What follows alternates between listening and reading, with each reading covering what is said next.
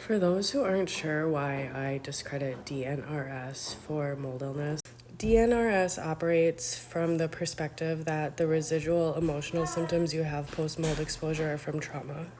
I have a totally different perspective, and that perspective is the residual emotional reactions such as rage, feeling overstimulated, feeling confused, difficulty with word recall, feeling hyperreactive to stress. These are actually clues of continued exposure.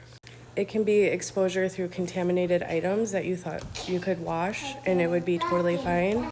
Or it could be through another mold exposure where you're living, or it could be through micro exposures.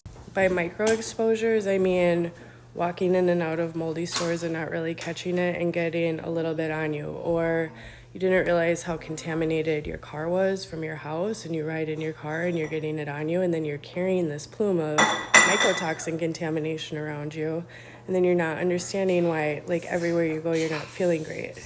And so to just stop and call this trauma with no further discussion really prevents people from recovery. Because if you can't have a conversation about residual exposure and contamination can do to you, and you're automatically going to jump down like, I'm traumatized, you're not really going to get to the point where you fully develop your mold radar and learn how to use that to protect you from future exposures, or knowing when you might need to decontaminate or sensing a current exposure.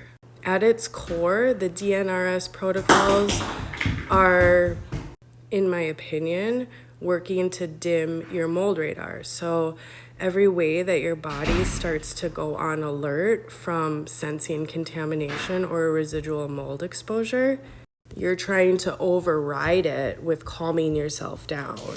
So just like meditation or cold showers in a really bad environment, it's going to take the edge off maybe when you do it, but it's not going to facilitate a full state of healing, and you're going to be stuck sick long term.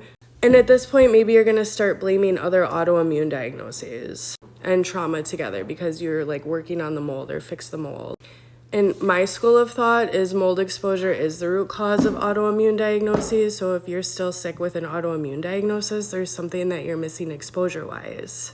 If you think of your reactions as a mold radar and an alarm you don't want to silence, then it makes sense. But if you think of it as trauma, then you're blaming yourself instead of your environment. And to me, that's leading you further from recovery, because to recover from an environmental illness, the environment needs to be fully addressed.